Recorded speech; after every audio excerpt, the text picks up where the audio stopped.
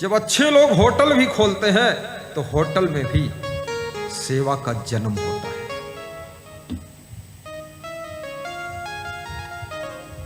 धर्म की रक्षा होती है। इसलिए अच्छे लोगों को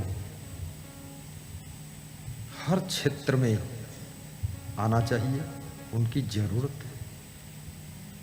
जब अच्छा व्यक्ति वैज्ञानिक बनता है तो विज्ञान प्रयोगशाला में भी बहुत बड़ी खोज होने लग जाती है। अच्छा व्यक्ति जब पुलिस लाइन में पहुंचता है, अपराध घटने लग जाते हैं और पुलिस लाइन भी भक्ति का केंद्र बन जाती है। इसलिए अच्छे इंसान बनो। कबीर साहब ने इसके लिए बहुत दबाव डाला है। शक्लो दुर्मत दूरी करो, अच्छा जन्म बनाओ। कल मैं पधरौनी गया था एक घर में, तो 3 घर और जाना पड़ा, 4 घर गए। छत्तीसगढ़ में ये एक विशेषता है, एक घर में जाओ तो पड़ोस के 4 घर और जाना पड़ता है। प्रेम उमड़ता है कि हम भी बुला लें गुरु जी को। रोशन लाल वर्मा के यहाँ भी गए हम, साहू समाज के 2-3 घर थे, वहां भी गए और बहुत अच्छा लगा। सबने जो भी बन सका बोले अलवा जलवा है, देख लो खा लो जो खाना। और अलवा जलवा में था क्या आपको पता है? काजू किशमिश बादाम, ये कोई अलवा जलवा है? सबसे टॉप का है। सेवा किया है, फल भी लाए, कुछ हम बांट देते थे, कुछ थोड़ा खा लेते थे, थोड़ा रख भी लेते थे।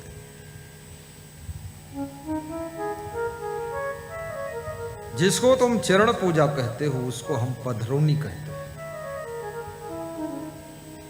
और चरण पखारने का ढंग भी हमने चेंज किया।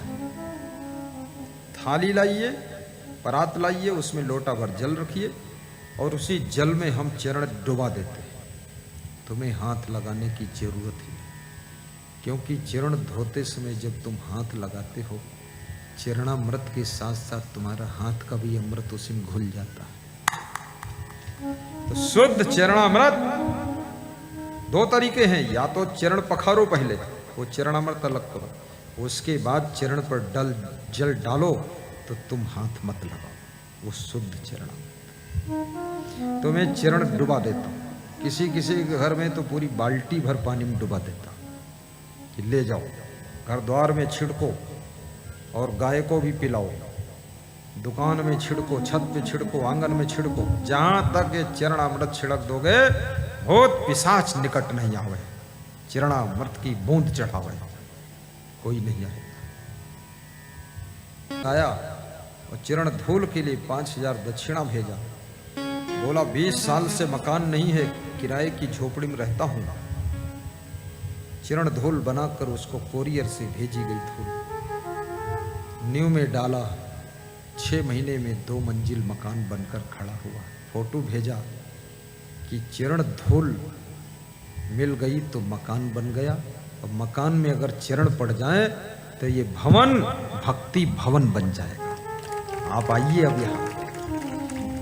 धूल तेरे चरणों की सदगुरु चंदन और अमीर बनी, और जिसने लगाई निज मस्तक पर उसकी तो तकदीर बनी, उसकी तो तकदीर बनी।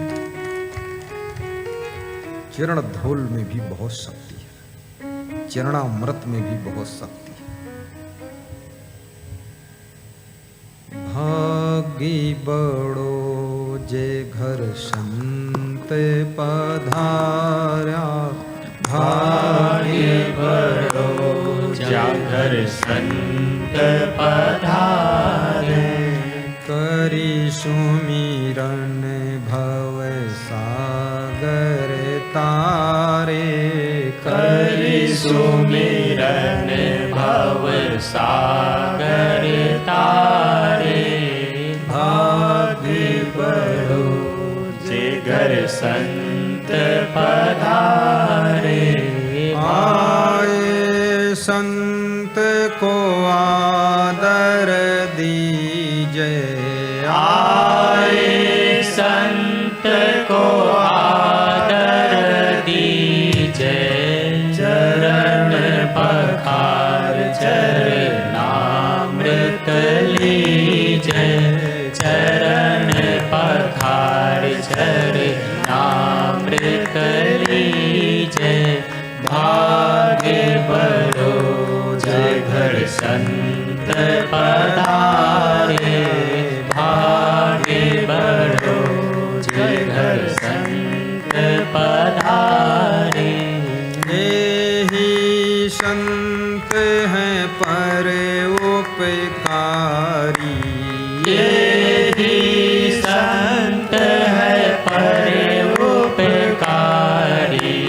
शरण आए वाको लेते उबारी, शरण आए वाको लेते उबारी। भाग्य बड़ो जे घर संत पधारे, भाग्य बड़ो जे घर संत पधारे।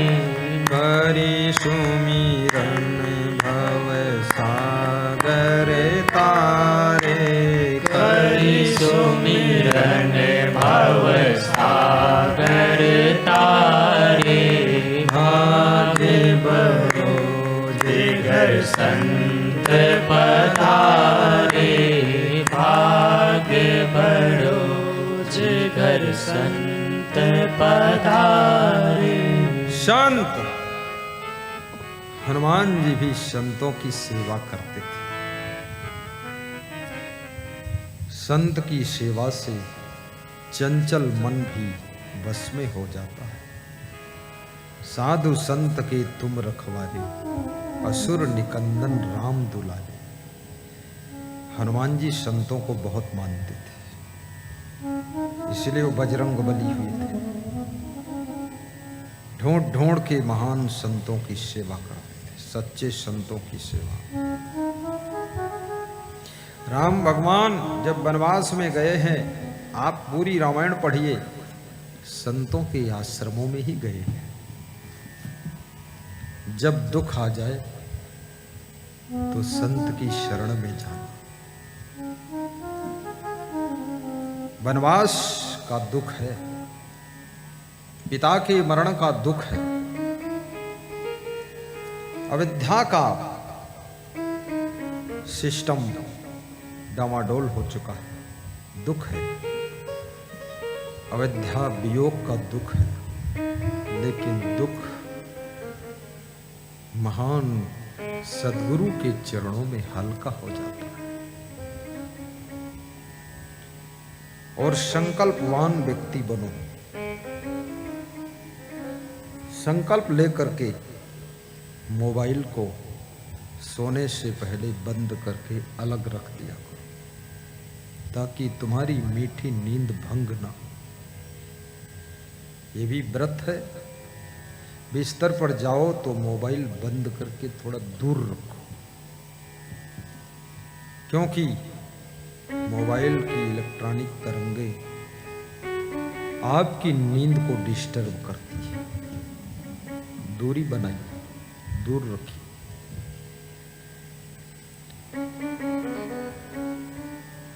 सवेरे उठो, 1 लीटर गुनगुना पानी पी लो, धीरे धीरे पियो, 4 मिनट में, 5 मिनट में, गटर गटर नहीं पीना। उकड़ू बैठकर पियो। उकड़ू जानते हो? नहीं जानते तो तुम पूछो जाकर किसी से, मैं नहीं बताऊंगा। कुछ लोग उकड़ू को कुकड़ू समझते, कुकड़ू नहीं, उकड़ू। बैठकर पानी पीना चाहिए, धीरे धीरे।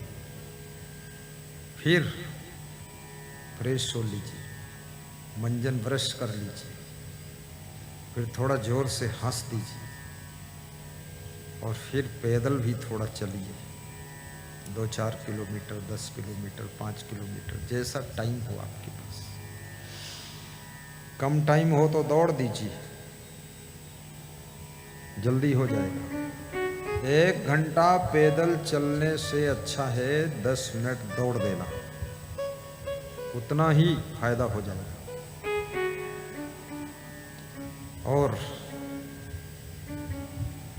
गर्मियों में अंकुरित मूंग, अंकुरित चना, अंकुरित मेथी, खीरा, ककड़ी, गाजर, मूली, हरी मिर्चा, थोड़ा नींबू, सेंधा नमक, काला नमक, थोड़ा फूल गोभी के टुकड़े छोटे छोटे महीन महीन काट कर, थोड़ा उसी में अनार दाना, अनार, टमाटर एक थाली में बनाइए। पूरे परिवार के सहित एक एक कटोरी खाइए, बड़ा टेस्टी होता है। फिर 2 घंटे कुछ मत खाइए, फिर देखना बुद्धि का स्मरण बढ़ेगा, पेट की सफाई भी होगी, कमजोरी दूर होगी, हीमोग्लोबिन भरपूर होगा और शरीर 24 घंटे आपका एक्टिव स्ट्रांग रहेगा, कमजोरी नहीं आएगी। लेकिन ये बहुत चीजें मिलाने को बताया, फिर से इसी प्रवचन को सुनना, उसमें आ जाएगा। और यदि आपके पेट में कब्जियत है तो इसको खाने के 10 मिनट के बाद गरम गरम दूध आधा लीटर बिना शक्कर मिलाए हुए, खूब खौलता हुआ चाय जैसा आधा लीटर पी लो। एकदम नहीं पीना, धीरे धीरे आराम से। और उसके बाद 1 घंटे बाद पेट की सफाई शुरू हो जाएगी। घर ही में रहना, ऑफिस मत जाना। फिर सालों का काला काला कचरा सब निकाल देगा पूरा। तुम सोचोगे अरे ये क्या हुआ, लेकिन ये रोज मत करना। पेट की सफाई भी बहुत कम करना चाहिए। 2-4 साल पेट अपने आप साफ हो अलग है मौसम के हिसाब से, लेकिन तुम ऊपर से मोबिल ऑयल पियो, डीजल पियो, ये सब मत करना। हाँ, कास्टर ऑयल पियो। कभी ज़्यादा कॉन्स्टिपेशन है तो हंसने से स्वास्थ्य अच्छा रहता है, प्रसन्न रहने से टेंशन नहीं होती, और चबा चबा कर खाने से डाइजेशन अच्छा रहता है, और लार घोंटने से पाचन सही रहता है, और घोंट घोंट कर पानी पीने से भूख खूब लगती है, किडनी कभी खराब नहीं होती। कम पानी पीने से किडनी खराब होती है। भूख से ज्यादा भोजन खाने से लीवर डैमेज हो जाता है। गंदी हवा में रहने से फेफड़े डैमेज होते हैं। ज्यादा तेल मिर्च मसाला की चीजें खाने से हार्ट डैमेज होता है। ज्यादा सोचने से हार्ट अटैक होता है। ज्यादा चिंता करने से लकवा अटैक होता है। ज़्यादा गुस्सा करने से बीपी और हाई होगा, और बीपी हाई होने से गुस्सा और ज़्यादा हाई होगी। इसलिए बहुत सोचा मत करो, क्योंकि आप जो पुरुषार्थ करते हो वो तुम्हारे हाथ का काम है। बाकी जो अनेक जन्मों के कर्मों से तुम्हारा भाग्य बना है, प्रारब्ध बना है, वो पिछला स्टोर है। किया तो तुमने ही है, लेकिन उसमें तुम अब असमर्थ हो, वो भी मिलेगा आपको। बच्चों को जन्म देने का कर्तव्य आपका है, पढ़ाने का कर्तव्य है, लेकिन बच्चों के आप भगवान नहीं बन सकते। बच्चों के माँ बाप तो बन सकते हैं, लेकिन जो माँ बाप कोशिश करते हैं कि हम बच्चों के भगवान बने और हम इनका सब भाग्य बदल देंगे, वो माँ बाप बहुत दुखी रहते हैं। आप बस उनकी व्यवस्था कर दो। हीरा बहन ने कब सोचा था मेरा बेटा प्रधानमंत्री बनेगा, और उनका बेटा नरेंद्र मोदी प्रधानमंत्री बनकर बैठा है।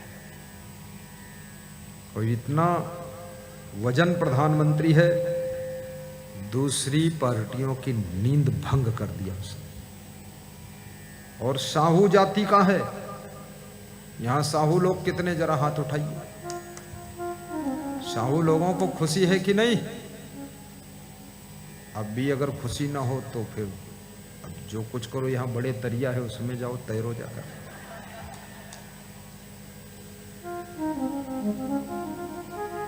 जाति से बुद्धि और प्रारब्ध का कोई कनेक्शन, रिलेशन नहीं है। आज हर जाति का आदमी नरेंद्र मोदी को पसंद करता है, लाइक करता है।